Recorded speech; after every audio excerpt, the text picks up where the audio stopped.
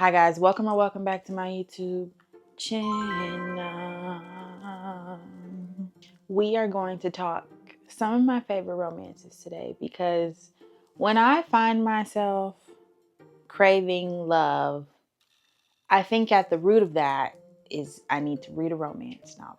I'm going to share with you some of my favorites, some of the ones that would definitely take me out of that love slump, that love craving, if you will. So I'm going to get this one out of the way first because it's probably going to be the hottest take. It's probably going to be the most controversial because there's cheating in it. Hold on. Don't click off the video.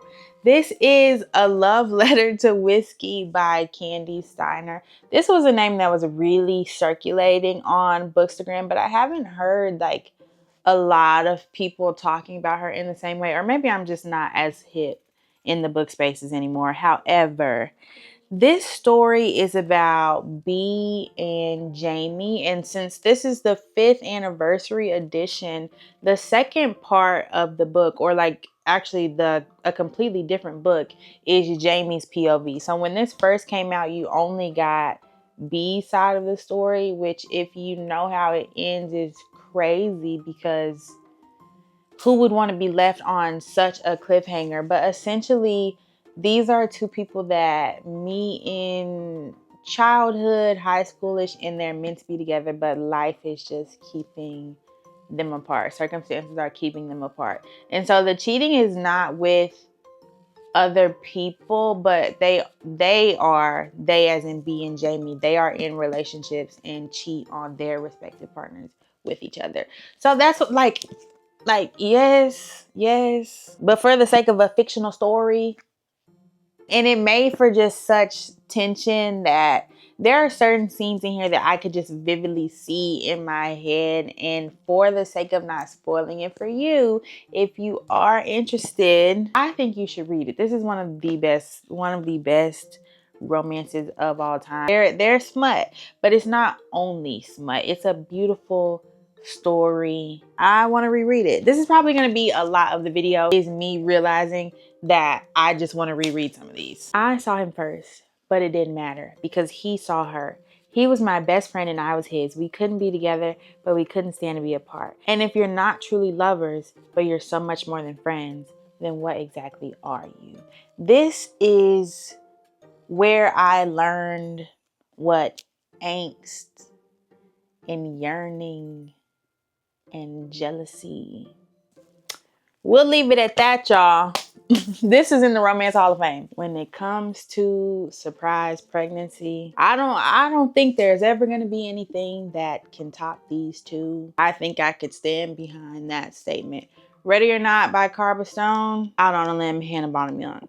Both made me cry and sob and be very sad. But what is also interesting about both of these authors too, I was just talking to Shannon about this. These are the only books that I really like by them, but that's beside the point. Both of these surprise pregnancy. Let's start with Ready or Not first. A surprise pregnancy leads to even more life-changing revelations in this heartfelt, slow burn, friends to lovers romance.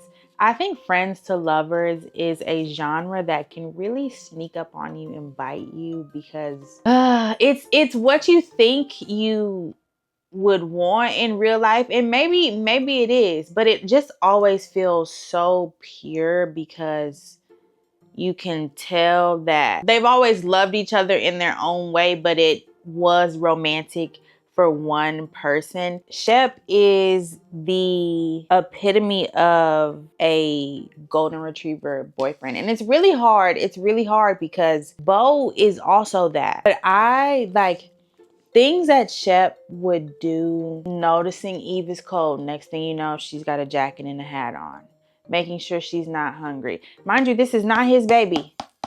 I should have mentioned that. This is not his baby. But he is stepping up to the plate because he loves this girl. Got a bike with a baby seat on it. Oh. Their first time being intimate. What an experience that was. 10 out of 10. Now, This story, Out on a Limb, is about Winnie and Bo. They meet each other at a Halloween party one night stand. This is his child. They, decide, hey, let's work it out. Let's be together for the sake of the baby. Turns out, though, Bo is the perfect man. He's ready to be a dad. He's excited to be a father. And he's also excited to love Win. There's forced proximity in here. A little bit of will they, won't they, but definitely knowing that they will. This book also had great representations of friendships, and she did do a second book in the series, which I didn't love as much, about that friend. But even without that spinoff, I just think she was a perfect character, a perfect friend for Win, and the relationships were very strong in this book. Bo has some money and he wasn't afraid to spend it. Spend it. One last note on Ready or Not. The audiobook is 10 out of 10 worth the experience. Sometimes the production can really, really make a difference. And this is a story that is amplified by the audio experience. So if you decide to read, check out the audiobook as well. Another absolute favorite of mine. This is on the darker side. This is Hexed by Emily Henry. Now, when I say dark, well, I mean dark. There is killing in here. I was about to say, when I say dark, I don't mean dark, but yeah, it's not contemporary romance. It is dark. This is a Little Mermaid retelling, and that was honestly one of my favorite parts of the book, just seeing and making those connections. And this is another story where the narrators ate down. Vanessa is basically in The Little Mermaid the equivalent to the witch. I don't know the witch's name, but that's who she is. And then Vanessa's cousin, Aria, who would be Ariel. So in this story, Ariel or Aria is like evil, wicked. We don't like her, okay? So she's initially supposed to marry Eric the Prince, or Enzo, in this story. But Enzo loves Vanessa. Vanessa loves Enzo. This is forbidden. They're going to make it happen. Smutty, dark. Enzo don't play about his woman. You go from golden retriever boyfriend to Doberman, kill everybody but you boyfriend. And a retelling. Retellings are always fun. She does a whole series of these. This is the 6th book in the series. I enjoy a lot of the books in the series actually, but this is for sure one of my favorites. Let's do one more, shall we? Ooh, a long time coming, Meghan Quinn. This is Friends to Lovers. Back to Friends to Lovers. That's maybe the genre of the day. A Long Time Coming by Meghan Quinn. Another author who did, and maybe is still running, the Book Talk, BookTube, Kindle Unlimited space. Now, Leah and what's this brother's name? Breaker? Yeah, that's my only issue. I hated the name Breaker, but hey, some things you can overlook for the sake of a story. Leah and Breaker have been best friends. Leah is supposed to be going to get married. There is art in the book. So initially, Leah was going to go get married to this guy, and she realizes that she does not want to be with him. Breaker realizes that he is in love with her. And then it is very friends to lovers. But on the spice scale, this is pretty high up there. So when Breaker decides, hey, I don't want to be your friend anymore, you're gonna like me, he make it loud and clear, okay? And Leah had no choice but to be like, yeah, Exhibit A.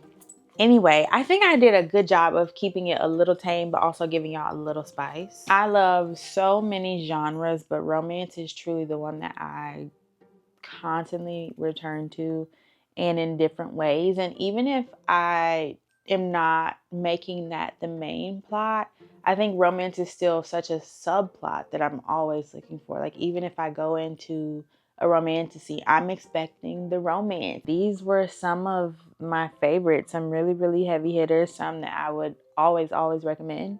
And maybe we'll do a part 2, a part 8,000, because I could continue to talk about these. There are other places that you can find me in the description down below, like Instagram, TikTok. I have a book of the month link down there. Everything is all convenient for you to just go click on. Make sure that you are subscribed to the channel so that you don't miss when I come here to tell you fun things. Like the video, comment something, And until the next time you see me, read a romance book. Why not?